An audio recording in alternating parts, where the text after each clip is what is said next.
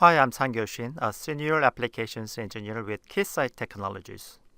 In this video, I'm going to talk about beamforming techniques being proposed for 5G and how they affect mobile communication performance.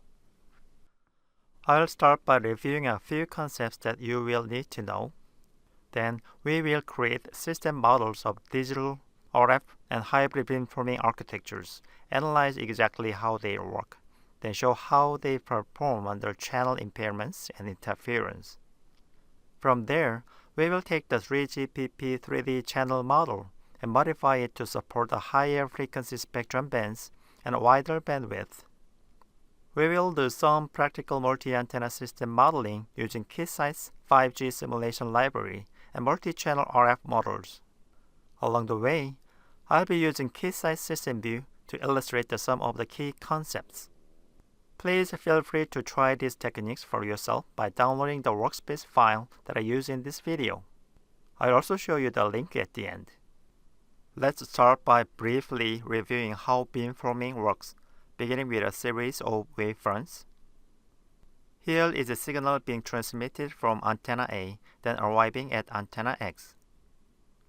Now let's think about another wavefront coming in from antenna B.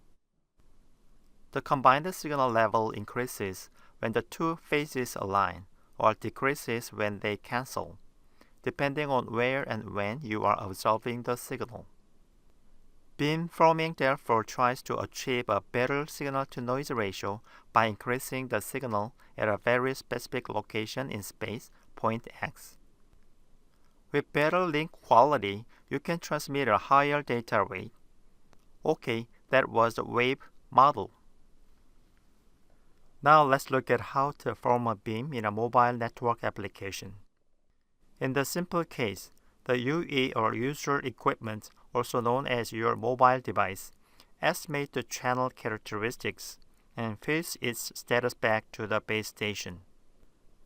The base station then adjusts the weights and phase shift for each of its antenna elements and sends an array of signals that spatially focuses the wavefront in the direction of the UE, thereby allowing a higher data rate to the UE. That sounds good, but it puts a lot of calculation effort in the UE, which can be slow or use a lot of battery. Instead, the UE can just send a known reference signal back to the base station and say, "Here, you figured it out." The base station takes the received reference signal and estimates the condition of the channel, then corrects for more sophisticated problems like multipath interference. It adjusts the beamforming weights for each antenna, and again, it optimizes the beam toward the UE. Better result, but with more battery life.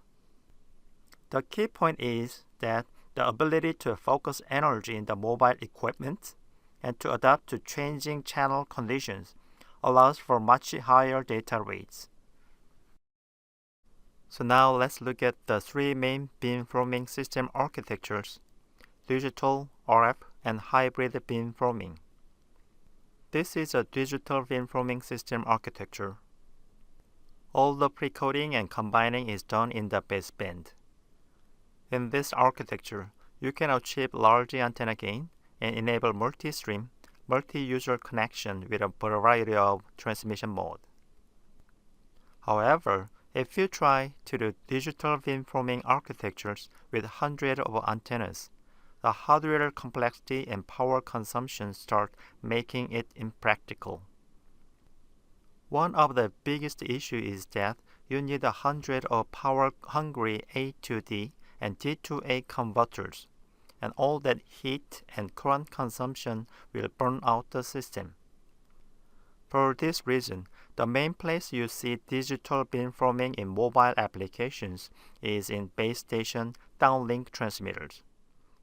That said, some of the more interesting beamforming proposals for 5G are actually for receivers to mitigate uplink intercell interference. Let me quickly model the digital beamforming receiver architecture using SystemVue communication simulation software.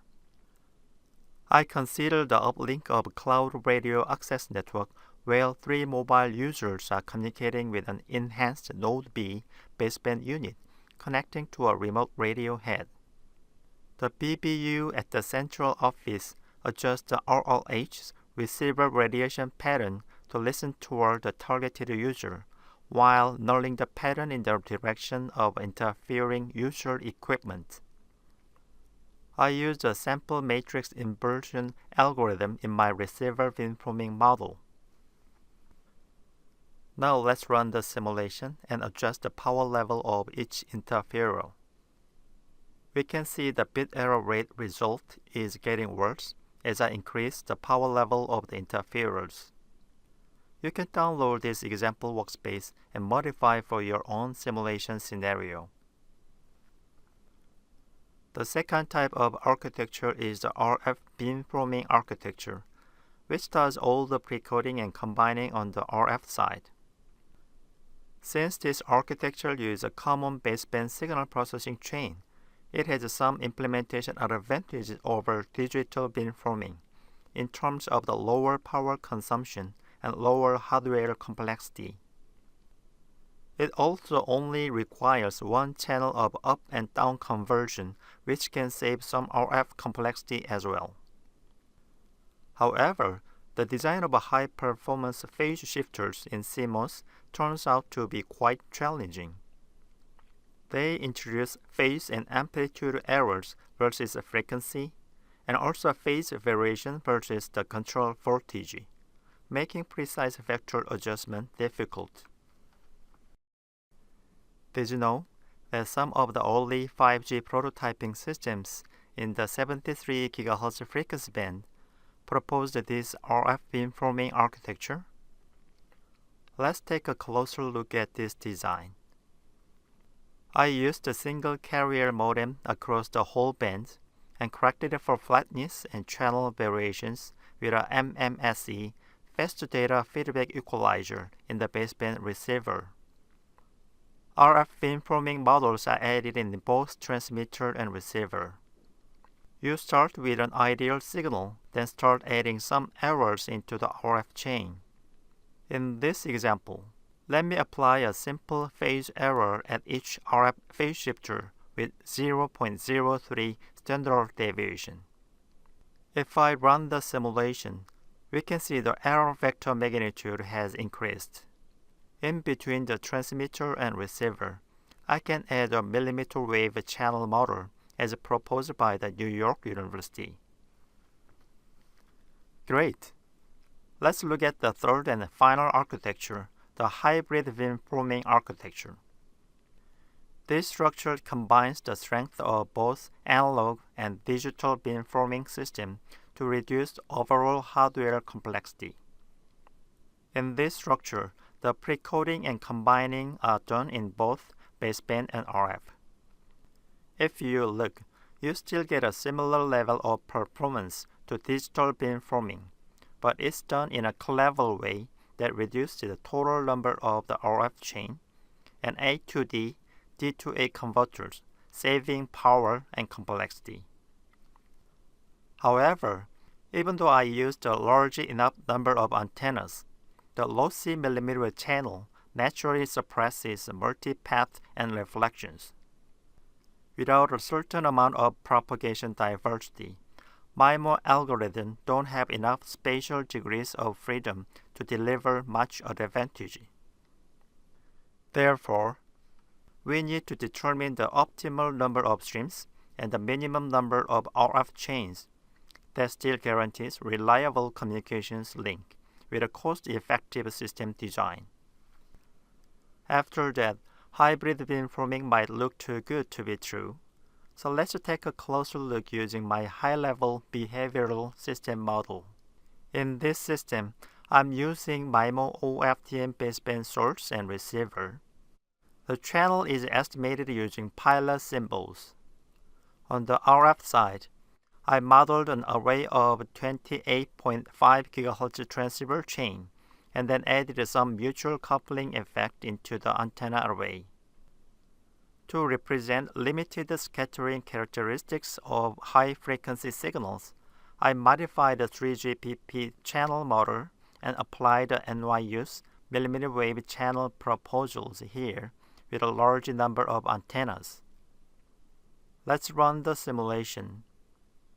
The analysis recommends these beam patterns as being optimal, which are well trained between transmit and receive beams. To get this result, I used a spatially sparse precoding algorithm to determine the transmit beam and the orthogonal matching pursuit algorithm to recover the signal from the random measurements. You can try this architecture and the other two examples out for yourself in the example file in the download. In summary, let's look at some other design challenges with mmWave multi-antenna systems.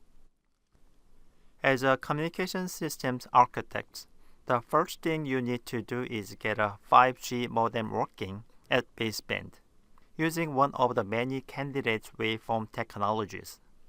Next, you need to harden the receiver design because of the challenging environment. Today's advanced receiver algorithm now include channel estimation, equalization, and interference cancellations. For the mixed signal components, you need to consider the issue of quantization errors, jitter, high sampling rates, and power consumption. For RF modeling, you will face a lot of analog impairments, noise, and non-linearity issues. In antenna arrays, you need to consider mutual coupling and antenna element location errors. Then at the system level, you need a new mmWave channel model that supports multiple antenna path and wide bandwidth in order to get a realistic picture of system performance. All these complex and difficult issues can be solved only when you utilize trusted reference algorithmic modeling IP and simulation methodologies. Although there are many design challenges with mmWave multi-antenna systems, the early research is very exciting. In this video, you have learned about 3 types of multi-antenna beamforming architectures at the system level and have seen methods of modeling real-world system behavior. As antenna arrays get more sophisticated and increase in operating frequency, accurate system modeling and channel effects are becoming crucial in the design process. SystemVue makes it easy to investigate new system architectures and create reliable system proposals and specifications. Also, 3D visualizations helps you identify and address problem areas that improve system performance at an early stage of design. The workspaces you've seen here include many more useful simulations than I've had time to show in this brief video. Go to this link and download them now to get a head start with your 5G communication system design. I'm Sang-Kyoshin at Keysight EDA, and thanks for watching.